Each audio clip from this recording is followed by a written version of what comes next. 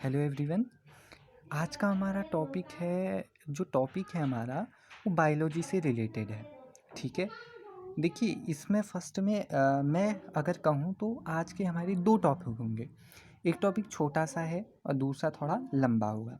देखिए मैं बायोलॉजी आज आपको पढ़ा रहा हूँ तो थोड़ा बायोलॉजी का इंट्रोडक्शन भी दूंगा। ठीक है, तो पहला टॉपिक क्या हो गया, बायोलॉजी का इंट्रोडक्शन, और दूसरा टॉपिक क्या हो गया, कोशिका, सेल। ओके, तो चलिए स्टार्ट करते हैं। आप देखिए फर्स्ट लाइन से देखिए। ओके, जीव विज्ञान विज्ञान की वह शाखा है, ठीक है, वह ब्रांच है जिसमें हम विभिन्न प्रकार के जीवधारी का अध्ययन करते हैं, स्टडी करते हैं। अच्छा, कोई आपसे पूछे कि जीव विज्ञान की परिभाषा बताइए तो आप क्या कहेंगे?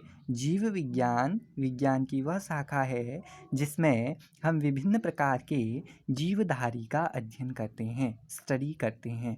ठीक है, देखिए इस शब्द को सबसे पहले लैमार्क तथा ट्रेवेनियस ने दिया। ओके, दो साइंटिस्ट थे, दो वैज्ञानिक थे। उन्होंने क्या किया, इस वर्ड को जीव विज्ञान जो बायोलॉजी वर्ड है वो किसने दिया? लैमार्क तथा ट्रेवेनियस ने दिया। अच्छा, यहाँ पे मैं एक चीज़ जोड़ूंगा जो इसमें लिखा नहीं है, लेकिन मैं आपको बताना चाहूँगा। बायोलॉजी वर्ड क्या है? देखो, बायोलॉजी दो वर्ड से मिलकर बना हुआ है। वैसे तो एक वर्ड है बायोलॉजी, बट ये दो वर्ड से मिलकर बना हुआ है, बायो प्लस लॉजी। बायो का मतलब क्या है? जीव, जंतु, जीव या जंतु, जीव जंतु, ठीक है। और लॉजी का मतलब क्या है? अध्ययन करना, स्टडी करना। अच्छा, तो इसका मतलब पूरे का क्या हो गया? जीव विज्ञान का हो गया। बायोलॉजी क्या हो गया? जिसमें हम जीवधारी का अध्ययन करते हैं, जीवों का अध्ययन करते हैं। ओके, तो चलिए, अच्छा, फादर ऑफ बायोलॉजी किसे कहते हैं? ठीक है, फादर ऑफ बायोलॉजी या जीव विज्ञान के पिता किसे कहते हैं? तो किसे कहते हैं? अरस्तु को। अगर हम लोग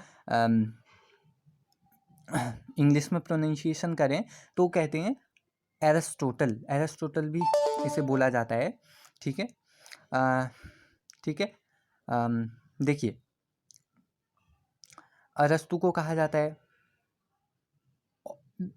और इसलिए इन्हें जीव विज्ञान का पिता कहते हैं, क्योंकि वर्ड तो दिया लैमार्क और ट्रेवेनियस ने, लेकिन इसका जो विस्तृत जो अध्ययन है, जो विस्तृत जो स्टडी है, वो जो है अरस्तु ने दिया था। इसी कारण इन्हें क्या कहते हैं? जीव विज्ञान के पिता कहते हैं। ओके, यहाँ तक क्लियर है आपको? तो चलिए आगे आगे बढ़ते हैं। देखिए, जीव विज्ञान को हम दो शाखाओं में यहाँ पे तोड़ते हैं। ठीक है, वैसे तो और भी शाखाएं हैं इसकी, लेकिन मेन जो है दो शाखाएं हैं, जंतु विज्ञान और दूसरी क्या हो गई? वनस्पति विज्ञान। ओके, जंतु विज्ञान के पिता किसे कहते हैं? अरस्तु को। और वनस्पति विज्ञान के पिता किसे कहते हैं? थियोफ्रेस्टस को। अच्छा, ये बात आप जरूर याद रखना कि जीव विज्ञान के पिता भी अरस्तु को कहते हैं और जंतु विज्ञान के पिता भी अरस्तु को कहते हैं, बट वनस्पति विज्ञान के पिता थियोफ्रेस्टस को कहते हैं। इतनी बात ध्यान में रहेगी। यह आपके पेपर की दृष्टि से जो है बहुत ज़्यादा इम्पोर्टेंट है। तो चलिए, अगला टॉपिक है हमारा कोशिका, जो मैंने आपसे कहा था कि हमारा दूसरा टॉपिक रहेगा, जिसे इंग्लिश में हम लोग सेल कहते हैं। ठीक है, तो चलिए बढ़ते हैं आगे। कोशिका को जीवन की संरचनात्मक एवं क्रियात्मक इकाई माना जाता है। संरचनात्मक एवं क्रियात्मक, मैं ये दो वर्ड में बहुत फोकस कर रहा हूँ, क्योंकि देखिए हमारी संरचना बना रही है हमारी कोशिका। छोटे छोटे छोटे छोटे हमारा जो है स्किन है, जैसे हमारी जो त्वचा है, उसका छोटा छोटा छोटा भाग मिलकर हमारे पास जो है हमारी क्या बनी? सेल, हमारी संरचना बन गई है। ठीक है, मानव देह बन गया, शरीर बन गया, बॉडी बन गई।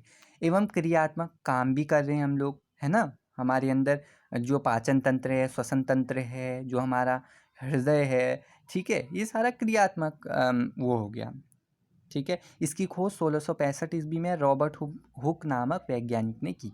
ठीक है, 1665 में रॉबर्ट हुक नामक वैज्ञानिक ने क्या की? इसकी खोज की।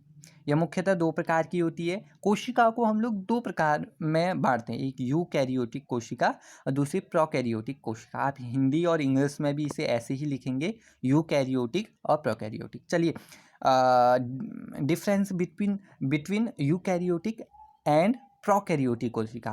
अच्छा, ठीक है। तो चलिए दोनों में पॉइंट टू पॉइंट हम लोग डिफरेंस। ये सुविकसित कोशिकाएं होती हैं और इनमें केंद्रक पाया जाता है, न्यूक्लियस पाया जाता है, केंद्रक, न्यूक्लियस। Okay okay. ये अविकसित कोशिकाएं होती है और सामान्यतः इसमें केंद्रक का अभाव होता है। ठीक है, आपको समझ में आया? तो चलिए दूसरा पॉइंट क्या हमारे पास, दूसरा पॉइंट